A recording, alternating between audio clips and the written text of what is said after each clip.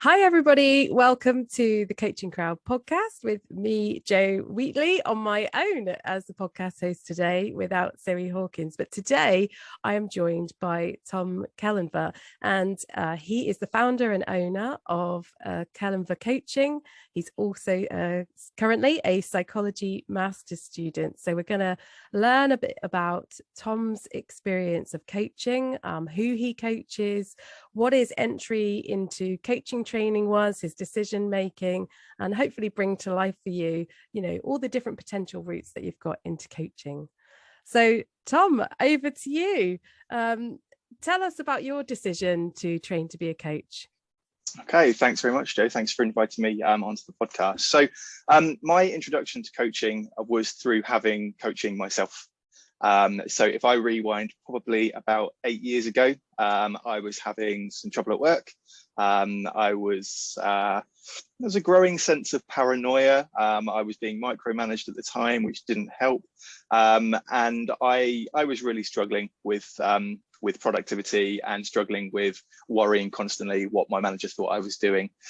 And then I moved manager, but those feelings continued. And I had a conversation with my then new line manager, and they said, "Oh, have you ever thought about having some coaching for this?" Because the organisation I worked for had an internal coaching bank. I had never heard of the internal coaching bank at the time. I wasn't really familiar with what coaching was, and I said, "Okay, yeah, let's investigate it. Let's see what I can find out." So I ended up finding a coach. Having a couple of different chemistry calls with a couple of different internal coaches, and found one that I liked, and we had a good rapport, and I felt like we could get on, and we discussed my goals, and we engaged in coaching for 6 sessions over a period of 3 months, which was brilliant. And I got so much from the coaching experience. I had my thinking expanded massively beyond the sort of blinkered world that I was looking in, but getting underneath the skin of the paranoia and the worry that I was experiencing, and understanding what's causing that, and is that state of affairs still the same, or has it moved? Have you grown beyond that? And it was a really empowering sort of 6 sessions over that 3-month period. And the reason I tell you about that is because after that was when I thought, that was amazing. I would really like to be able to do that. That was so cool, so enjoyable, so empowering, that I want to be able to do that. So that's when I started investigating, how do I get to become a coach with the internal coaching bank? So I started finding out, okay, so who leads the coaching proposition? Who do I need to speak to? Who do I need to put myself on their radar and introduce myself to? And that's what I did. And they said, "We'll put your name on the list. We have a coaching program coming up next year. There'll be a selection process, so we'll make contact with you in due course." And maybe 3 or 4 months passed, and I got the email saying, "Right, we'd like to invite you to a bit of a selection process," which was not an interview, but more an informal chat between myself and the lead of the coaching proposition. I had to fill out a questionnaire with a lot of my responses as to why I wanted to get involved with coaching, what I thought I could bring, how I might deal with certain situations. More logistically, did I have the flexibility in my role to be able to coach alongside my role? And so I went through all of those various processes, and I got accepted onto the program, and it was myself plus 50 others. And this was at a point when the internal coaching bank was really starting to grow, and we were kind of the first year for a while where an intake had been taken on, and the business was really starting to realize the value of coaching and wanted to really bolster the size and capability of the internal coaching provision. So I think it got taken on in 2016. And we went through an 18-month process, which was meeting for 3 days every 3 months. And that was really based on logistics of bringing 50 people from, across a massive corporate organisation, bringing them together, whether it was in London, whether it was in Reading, to come together and have these sessions. And essentially each module approached a different aspect of coaching, and we focused on that for 3 days. We had some book learning in between. We then had some talk content. We had some facilitated content, and then we worked in trios for a lot of the process. And then we started engaging in coaching in between the modules. So we got paired up and said, okay, between now and X date in the future, we'd like you to have 5 sessions with your client, and you're also paired up with a coach as well. So you have 5 sessions as a client. And that's how it worked really for a period of 18 months. And what was brilliant about that program was up to that point, the program had been run a couple of times historically, internally, developed internally, delivered internally. But our program was the first year where it was then accredited by the AC, the Association for Coaching. So the people who created the course had to go through a lot of sort of verification and accreditation processes. But when we successfully graduated, not only were we qualified internal coaches, but we came out with a level 5 diploma from the AC as well, which was just a brilliant process.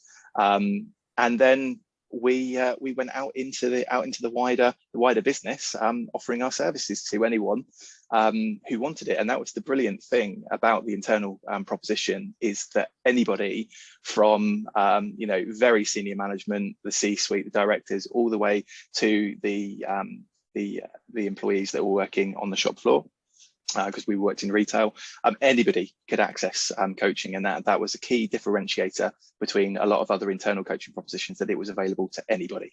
And the people that were coaches could have been anywhere in that business as well. They weren't all important leaders, they were anybody who wanted to get involved with coaching.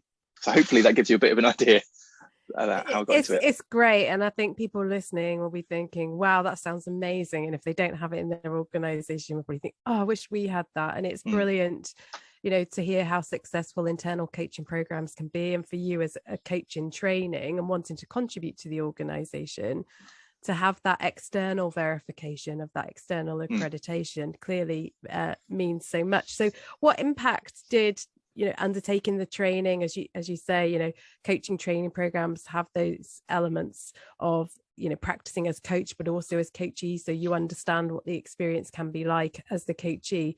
What impact did that whole experience have on you?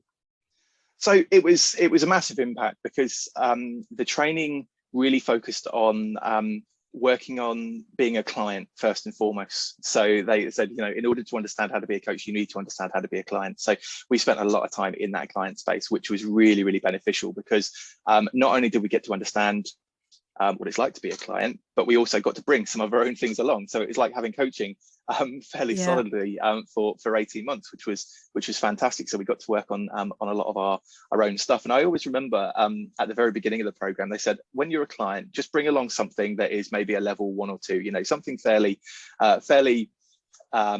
innocuous. So I remember one of the first conversations I had as a client was, should I shave my beard off or not? and as you can tell, I didn't make that decision in the end.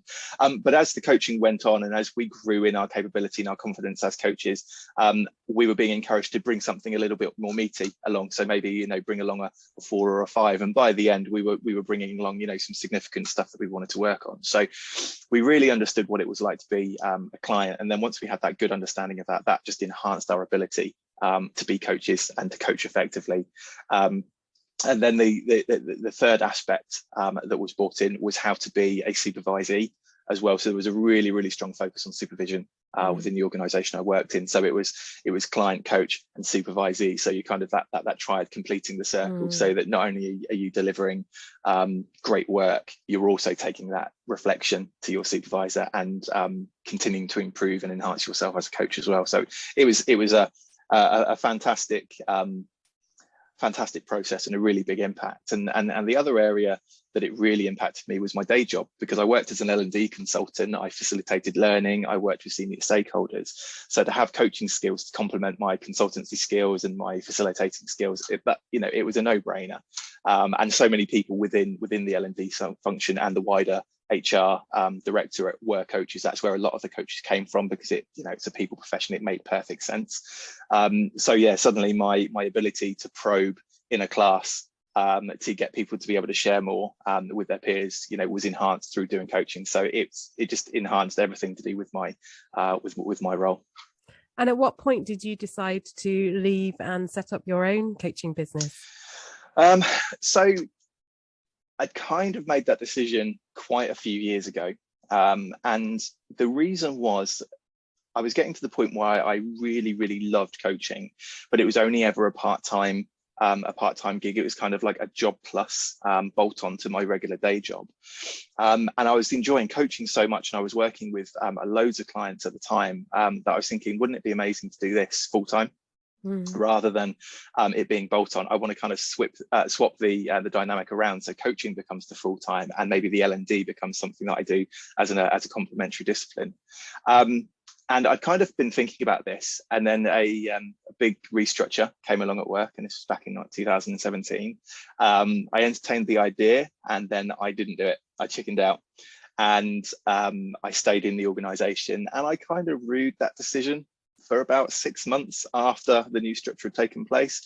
And then fortunately a promotion came on, a new challenge came along, and I kind of put those ideas to bed, and that was great, and I really enjoyed that new role. But then, come along to 2020, and a new restructure came along, and I thought, right, okay, now's the time to do it. You chickened out last time, you kind of regretted that decision, so now's the time to do it. And looking at the future of the organisation and the department I was working in, I couldn't rightly see where I fitted in anymore without necessarily taking a backward step. So that was the decision. I thought, okay, time to go out and do it. Time to go and set up Glen for Coaching, which is something you've been thinking about for a while. Also time to go and invest in your formal education and take on the Masters in Psychology, which you've been thinking about for a long time as well. So, you're never going to get a better opportunity time-wise, in terms of financial package-wise. The plan is just aligned, saying now is the time to do it, and if you don't do it now, you'll probably never do it, or you'll probably regret it forever. So off you go. And that's essentially how it came about. And so what have the last 2 years been like for you? So they've certainly been a bumpy ride, with a massive learning curve, and I think one of the biggest things that I've learned is that I was confident in my ability to coach. I'd been coaching for 4 or 5 years up to that point, and I was really confident in my ability. I'd invested in loads of CPD. I'd really enhanced my coaching capability, so I was always happy with that bit. But what I came to realize quite quickly is that I know nothing about being an entrepreneur. And I think I may have looked at it with a slightly rose-tinted perspective that, it can't be that hard. Everybody does it. There's so many coaches out there. And that was probably the biggest realization, that actually it is really hard work. Becoming an entrepreneur, being a self-employed coach, it's really hard work. Getting yourself noticed amongst the sea of other people out there that are coaches. And suddenly, I had to concern myself with marketing, and I had to concern myself with what's my niche, what's my particular interest in coaching. And these are all things that we didn't have to do at all as an internal coach, because marketing was taken care of by the coaching proposition. And you never really had to have a niche, and because people just came to you and they said, okay, let's work together. And I think there was also the notion of, when I had a chemistry session internally, it most often turned into a coaching relationship, whereas going out into the wide world of self-employment, the hit rate's probably been about 50-50. The amount of chemistry calls I've had that have turned into a coaching client versus those that have not turned into a coaching client is far more balanced than it was when I was working internally. And then also, you have to talk about money and the finances of everything. You need to understand, well, in order to make a living out of this, how much do I need to be charging? And then you find out, actually, sometimes that's just not right for an individual. It's not something that they are willing to invest in. So there's all these new things that I had to learn about, and I've learned about them the hard way by making mistakes and fumbling my way through it, and learning and tweaking and trying things and failing and trying other things and going in different directions. So that's why I say it's been a bumpy ride, because it's been a huge learning process. And that's what brought us together, isn't it? That's how we've met, which is through the Coaching Crowd Business Lounge. And you became a founding member when we established that membership in June 2021. And that came out of the Coaching Crowd group, which is our kind of free group for aspiring coaches and coaches. And there was clearly the need that you're articulating. So people are trained with whoever they trained with, and have this real passion and capability, know that you're a talented coach, love working with clients.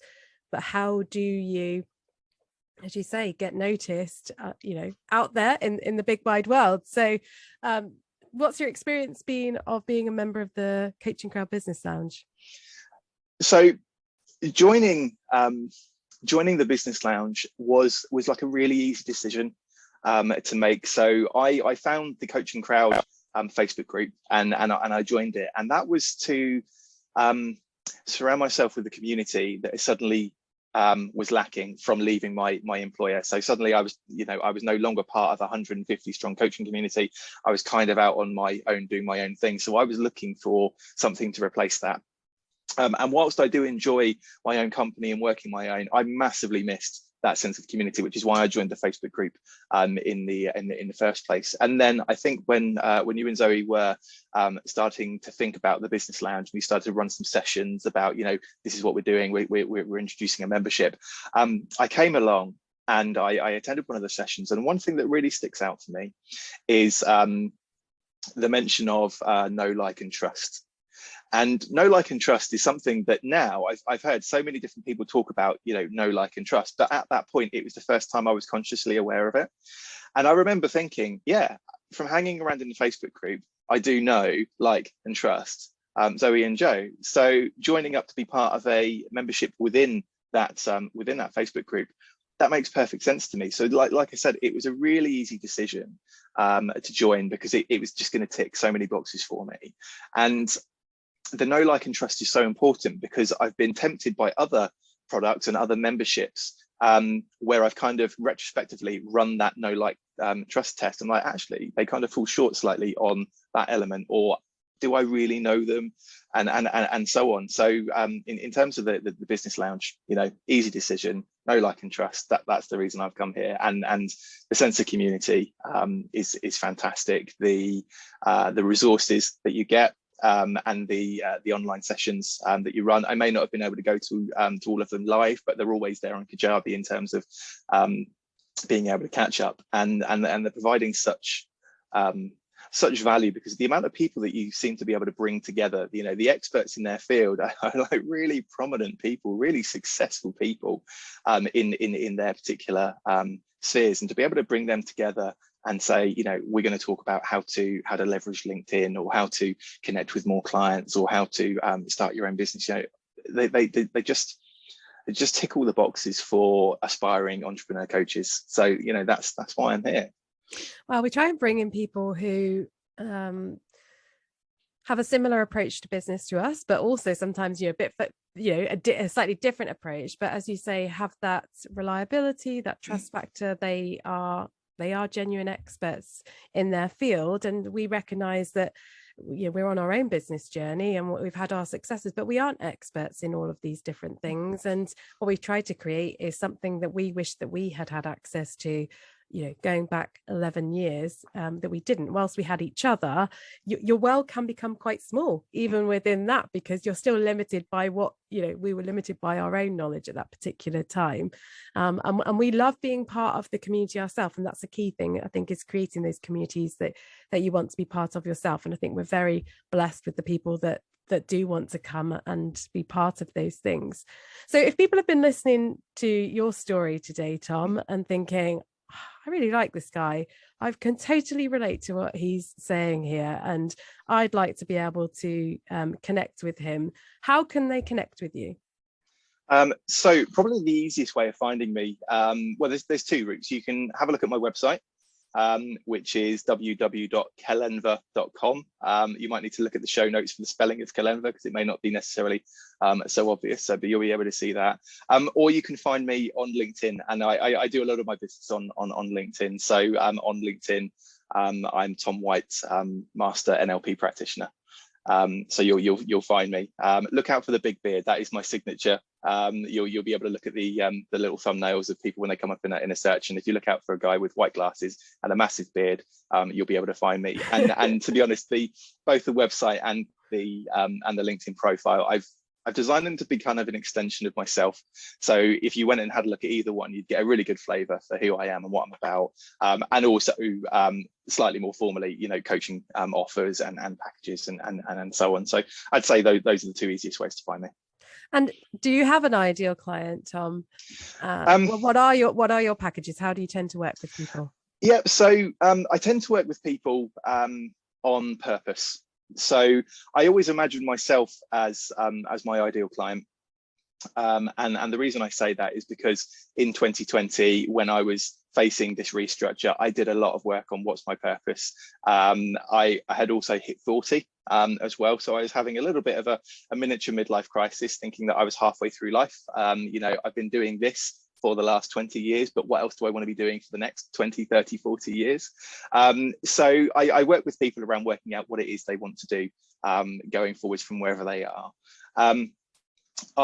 Because I come from a retail background, most of my clients at the moment come from retail because it's a business I understand, it's a world that I understand. So I work with people from retail, and I find myself being drawn to, and people are drawn to me, tend to be female senior leaders within retail. So whether that's department managers, store managers, area managers, and beyond, that tends to be who I work with. I can't put a rhyme or reason on why I tend to work with more female clients than male clients, and it's not to say that I don't work with male clients. It just seems who seems to gravitate towards me.